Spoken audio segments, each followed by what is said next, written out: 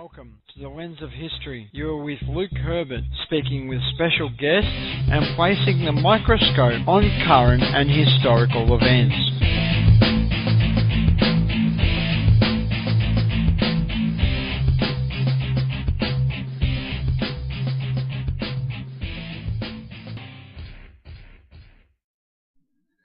Welcome, listeners, to this latest installment of the Lens of History podcast. I'm, of course, your host, Luke Herbert, and today I am joined by a special guest. He is the editor of the book East Timor Intervention, a Retrospective on the International Force for East Timor. He is John Blaxland. So how are you today? Very well, Luke. Thanks for having me on the program. It's a pleasure, and I know you've got a busy schedule, so I'm just going to move straight into things. But can you introduce yourself to the listener on the previous books you've written? Yeah, I am a senior fellow at the Strategic and Defence Studies Centre at the Australian National University. I'm a former Army intelligence officer. I was the Director of Intelligence Operations at our Joint Operations Command a few years ago, and my last job in the military was Defence Attaché to Thailand and Burma. I'm a military historian by academic training, and I've written a couple of books, one called Strategic Cousins, about this, comparing Canada and Australia, and one called The Australian Army from Whitlam to Howard, talking about all the operations the Australian Army's conducted from Vietnam to the end of the Howard era in 2007. And my latest book, of course, is East Timor Intervention, a retrospective on INTERFET, and I was the intelligence officer for the principal Australian Land Force, 3 Brigade, that deployed to East Timor in 1999. So my interest goes back to that period. Yeah, and I'll just point out to the listeners, as the son of an Australian Vietnam veteran, I think your book from, the Australian Army from Whitlam to Howard, I'll have to track it down and read it because it really strikes a chord with me, and I think it would tie into the book we're talking about today. But, we do have to sort of move things along a bit, so I hope you don't mind. But, and you mentioned this at the start of the book, but can you tell the listener about your time at the Royal Thai Army and Command Staff College, specifically the exercise you took part in that had an uncanny knack of forecasting events? Yeah, Australia sends exchange students to staff colleges across Southeast Asia, and I was selected to go to Thailand, having done some Thai language training in advance. And the culminating activity of the course was a field exercise, a command post exercise in the field, where we get the student body from Thailand, but a bunch of international students as well, to conduct a simulated, international crisis. And in this crisis, we planned for how international contingents would collaborate to work together effectively to achieve the end objective, which is resolving the crisis. As it turns out, I was assigned the commander of the ASEAN and Allied Forces Brigade. And it had an uncanny similarity to what was going to happen exactly 2 years after that activity. Well, I think it does validate the staff college and the exchanges that have been going on for many years. And just again, we're going to move forward. But for the more casual reader, can you explain how the book differs from an official history and why? Yeah, thanks, Luke. This is a collection of views from participants. So this is eyewitness accounts, if you like, by significant players at various stages in various positions in Australia, in New Zealand, in Indonesia, across Southeast Asia, in the United States and beyond, all looking in at the one period from their vantage point. And so it's a really interesting opportunity to get them to reflect on their own experience, what they saw, what they felt, and how they acted, and then try and weave the story together and make it all kind of make sense as a coherent whole. And of course, that is particularly challenging when you've got the view of the Indonesian martial law commander, Major General Kiki or Lieutenant General Kiki Shianakri, who gives an excellent chapter on the Indonesian perspective, and then the countervailing perspective of other participants, one such as Professor Damien Kingsbury from Deakin University in Melbourne, who was part of the United Nations Assistance Mission in East Timor in the lead up to the ballot, and then who witnessed some of the horrific outpouring of violence and just devastation across East Timor. So these two men who are there at the same time offer extraordinarily different perspectives on the one event. And then there are other chapters by a brigadier retired Gary Hogan, for instance, who tries to reconcile the dialectic of these two views. And it's really interesting to see through his eyes as an Indonesian qualified linguist and experienced defence attaché to Indonesia, trying to explain to an English-speaking, particularly Australian, New Zealand and other audience about what the Indonesians were feeling and trying to make us come to grips with that. And then, of course, the great chapter from Janana Gusman, who in a very Nelson Mandela-like manner, reaches out in a way to bring about reconciliation quite masterfully.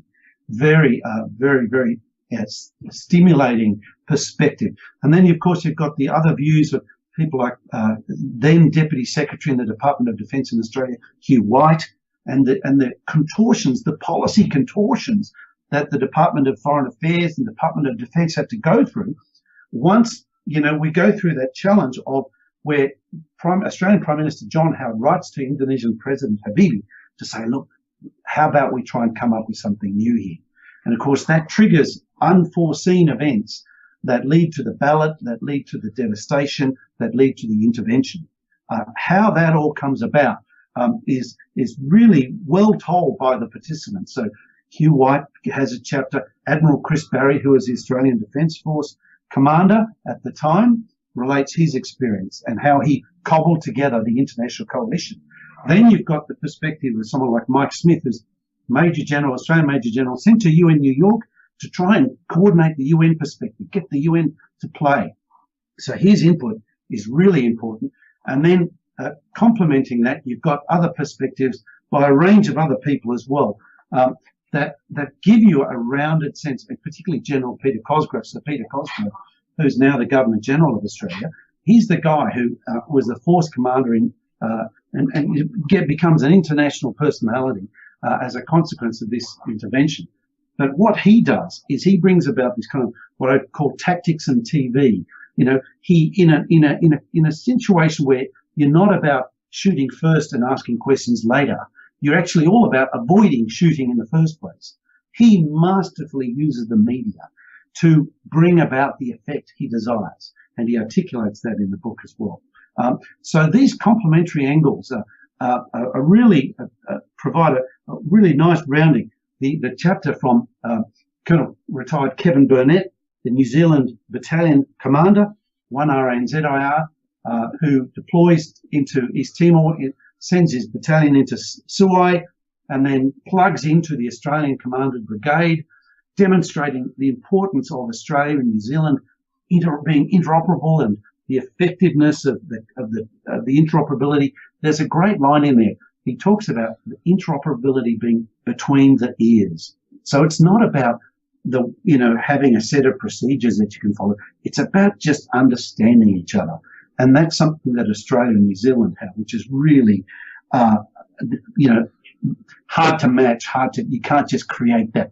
You can't just make that happen, So I'm very happy with how it's shaped together. Of course, there are a number of angles that don't get covered in the book.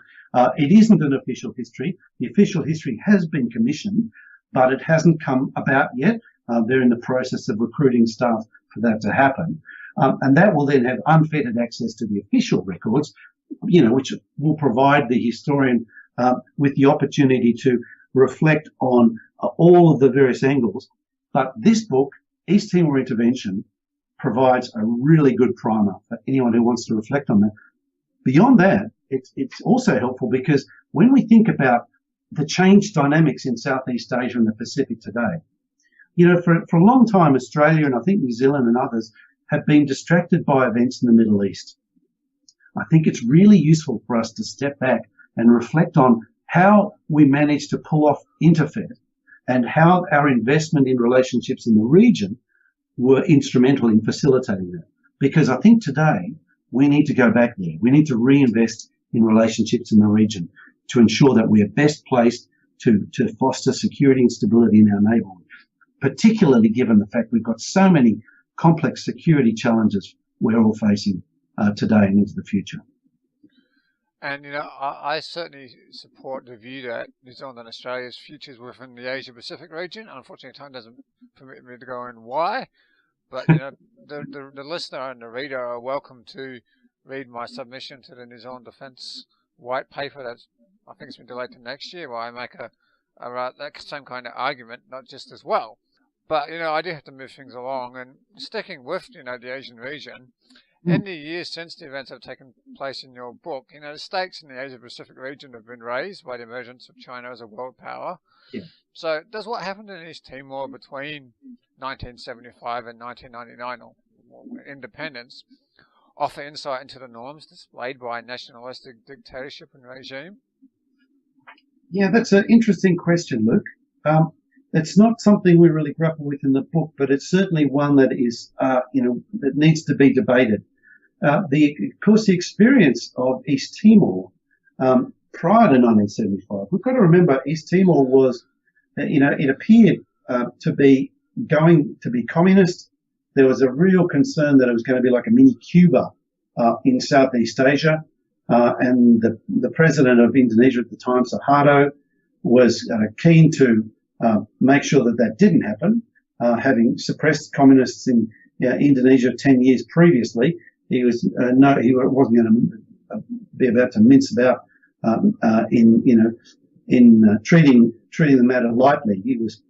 I think this is something we didn't quite understand, but because the issue is that East Timor, when the Indonesians went in, they went in with a much harder fist, if you like, than anyone had quite anticipated, and the reaction to it would echo throughout the decades that followed. And of course, the repercussions of that was that Indonesia was never really welcomed in. And so, East Timor today has emerged, and thanks to Janana Gusmao and others like him, Jose Horta and others, surprisingly okay, given how it could have been so much worse than it's turned out to be. And of course, in light of the changed dynamics in Asia, China's interested to play a role in that space. And, the old Fretilin party that has a bit of an affinity with the communists, and, that's an understandable one on one level. It has to be respected. But it is an interesting question about the dynamics at work in East Timor and in Southeast Asia, and how things are going to change. It's I don't know that any of us have a really clear answer on that yet. Yeah, because what I will just say briefly before I move on to the next question is my concern is, and it goes for Australia and New Zealand, but because John Howard and I'd say the New Zealand government too, they fundamentally misread what was going on in terms of East Timor going to be granted independence. And my concern is, if we misread stuff in the future, we may find ourselves in the wrong end of a war because of the increased stakes. But so I'm just hopeful that future leaders and current leaders will, fingers crossed, study the material in this book and what's related to it, because with such high stakes, you don't want things to go wrong. We can't be taking gambles with our future in Asia and the Pacific. No, exactly right, Luke. But that's all the more reason for this book to be reflected upon, and for us all to step back and think about what happened there. But the other thing is, when we think about how things could have been, how bad the situation could have got, how the situation could have deteriorated even further had the force that deployed not exercised remarkable restraint and professionalism.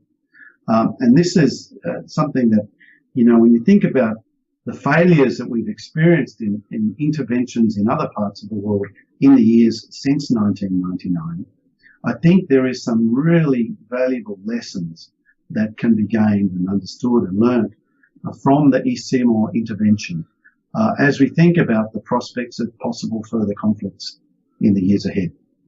And I'm just going to ask you one question that it doesn't really tie into the book, but I think I'd be negligent as the host of the show not asking it. But judging from the lack of security in post-Saddam Iraq, did American, British and Australian military planners / political leaders not study and absorb the lessons from the intervention in East Timor?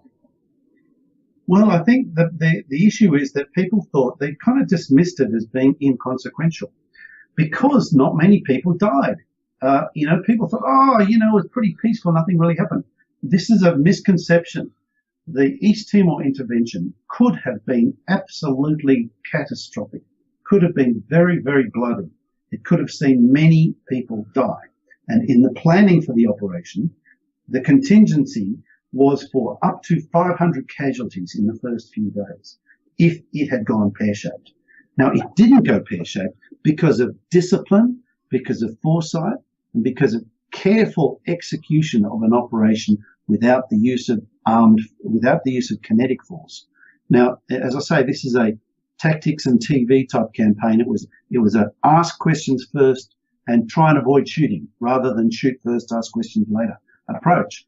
And that is really, when you think about trying to conduct an operation with the long term in mind, not just fighting the battle for today, but thinking about what are the consequences of the actions I conduct today to the long-term health of our relationship with our neighbours in the region. How can we recover the situation based on exercising restraint today? And I think that's an area where there's a lot of study yet to be done, Luke. Well, look, thank you very much for joining me in the studio. And I know you've got a busy schedule, so as much as there's so much material I would have liked to raise with you, and we talked a bit of it off air, I am going to have to let you go and say thank you very much for your time. Thanks, Luke. My pleasure. Great to be on the program. You have been listening to The Lens of History with Luke Herbert.